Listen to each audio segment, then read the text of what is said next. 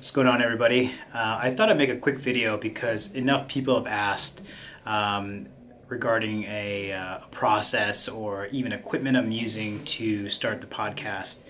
The couple podcasts that I've been recording, and though I'm pretty new at all this stuff, I thought I'd share some of the things I've learned and some of the equipment that I'm using, as I think there's enough questions around what type of mic do we use, how do you record, and all the other kind of software, etc. So I guess to start, I think everyone kind of has their subject of what they want to talk about, which is great, and kind of writing out a schedule of the interviews or the topics you want to discuss. So the first thing I really want to talk about is probably equipment, and I don't want to spend a lot of money in equipment.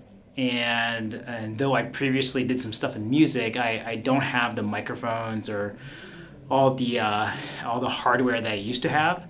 And so what I did was I did some research, and I ended up buying a microphone that sounds really great for its price. And many of you know that it's the Technica 2100. And what's nice about it is this, I'll try to zoom in there. It has a USB connection to the computer, as well as the XLR, which is the round 3 prongs as well. The XLR is going to give you a much higher quality audio output, but the USB is fantastic if you just want to plug it into your computer. And so the ATR 2100 runs about $79 on Amazon, and I can link to a lot of these a lot of the equipment below in the notes in the description too. And so it comes with the mic itself.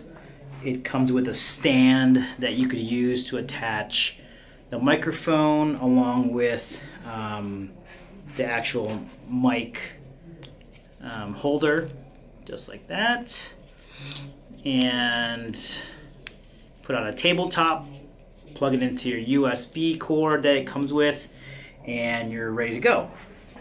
Along with the USB cord, there's also a headphone jack attachment where you can listen to the audio as a monitor, which I don't specifically, because I think sometimes there's a lag, and it kind of messes with the at least the way you hear your voice. And what I did was I bought some additional sort of a wind noise foam protector and kind of wind protector for the microphone. Because there's XLR, it also included XLR cables, which is great. So $79 on Amazon. But you can also buy it used. Actually, this is used, and I think right now on Amazon there's some used equipment going for about $59. And so far so good, no problems at all. If you listen to some of the past episodes that I did on the podcast, I'm using this specific mic. And what I love using, obviously the app that I use is called Anchor, and Anchor is an iPhone app that is on iPhone, and you can record podcasts directly to it, or you can also upload recorded podcasts from your computer or a file that you used to record, and which software you want to use.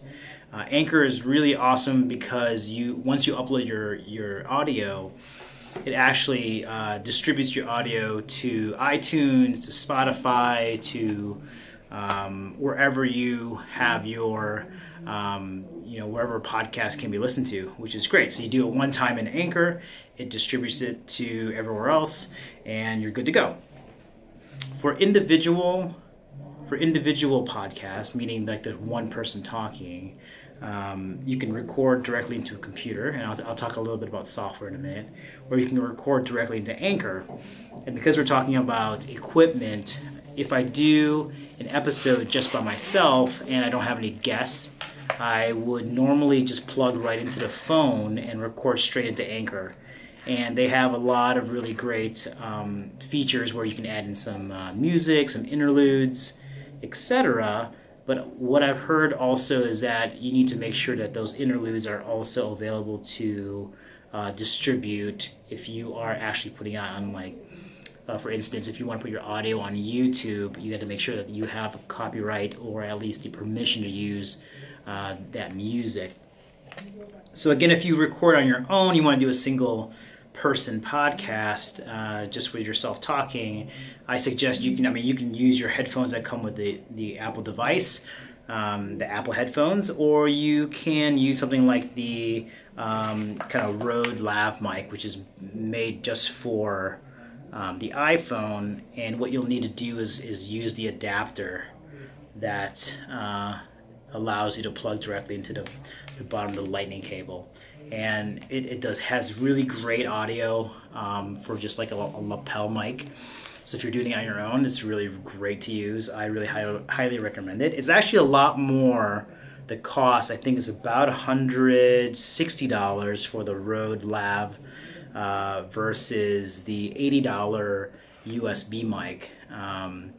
So these are the types of things that I'm using to record podcasts. If you want to record a podcast with a guest, you can do that as well on Anchor and invite someone who is also, I believe, on Anchor to join your actual episode.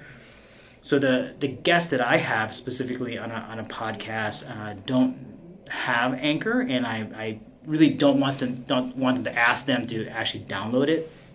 And so I found a great software called Zen Caster. Again, I'll link everything in the description. And Zen Caster allows you to send a link to your guest.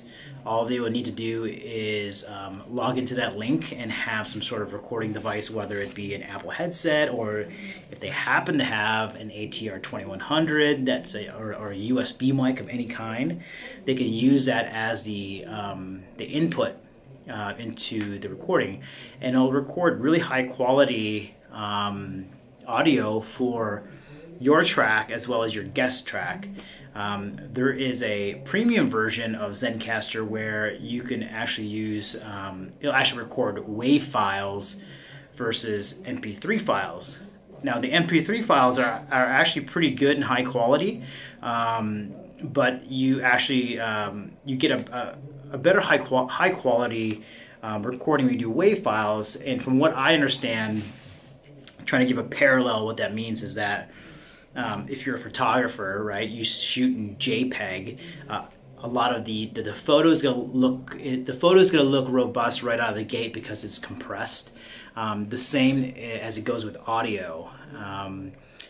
MP3 files are compressed, so they're going to sound great, but when you go back in to edit, and if you are looking to do a lot of editing and with the voices and adjust kind of bass and mids and highs, you're going to want a WAV file because it's going to allow you to manipulate that audio much better and keep it at a higher quality versus an MP3 file. But anyway, either way, you're going to get a pretty good quality recording. And if you just want to adjust levels, Zencaster is a great way to have guests who are not directly in the room with you. This is for remote guests. If you want to send them a link, they're at their house or their office, or they're across the country. I did one in Chicago. I had a guest out in St. Louis, and we were able to do an interview. Now, I think I don't have the hardware here today, but maybe there'll be a time for another video, is that if you do an interview that's face-to-face, again, I highly recommend some sort of recording device or microphone like the ATR 2100. I actually have two of these now, and I actually have a different recorder. I have a Zoom H4n recorder, which is it doesn't require you to be on an internet connection, so that you don't have to worry about any downtime. It's actually just recorded straight to a SD card, and you can sort of manipulate the recording levels on the handheld recorder. So I'll save that probably for another video, so this is getting pretty long. But those are the things that I use. I highly recommend doing those things. There's probably a lot of other ways to get remote recording. So Zencaster is the software that I've been testing and using over the last 6 weeks or so. There are other ways to do things like record over Skype. And if that's what your guest uses, you can use Skype, and you can use an add-on. I believe it's called the Ecamm recorder for Mac. If you're a Mac user, then you'll need to kind of activate that program and be able to record high quality. And wherever you can, you want to record yourself, and if you have a guest, on separate tracks. My levels of how I talk are much different than someone I'm interviewing. And so you're going to want to adjust those levels and make sure that everyone's on the same plane when you hit record. As for an editing software, I bring everything into GarageBand just because I have a Mac. It's built in, and I can use the loops that are included in the GarageBand loop package, and I can add in music. I can create some music for the podcast intro, or if I want to make one in the middle and have one for the end, I'm able to kind of use all those loops without any copyright. I can freely use those to be part of my part of the recording. And so I use it. I use GarageBand because it's the easiest for me to use.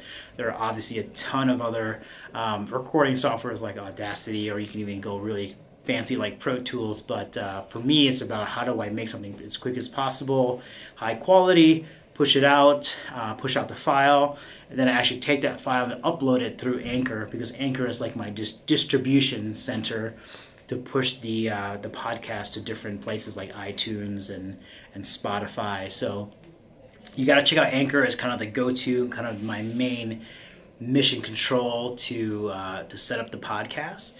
But the things that I use, like the equipment and hardware, are pretty simple. I like to keep it as simple as possible, and hopefully you can find the same things pretty valuable. So I hope this helps a little bit. I am planning on doing more kind of how-tos, things that I'm learning as I'm building my own podcast. Again, I'm not a veteran in podcasting, but I also am learning a ton about how it works and the process.